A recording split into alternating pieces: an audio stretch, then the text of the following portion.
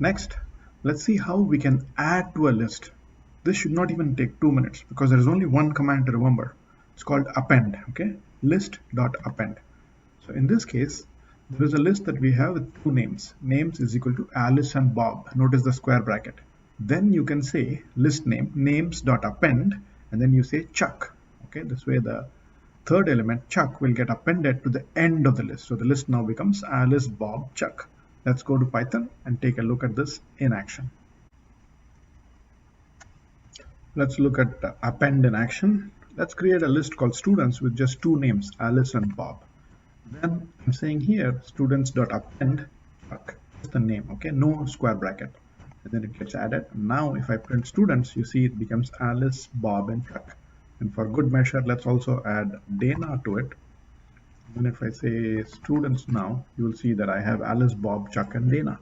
Okay, that's all. That's how append works. Thank you for watching.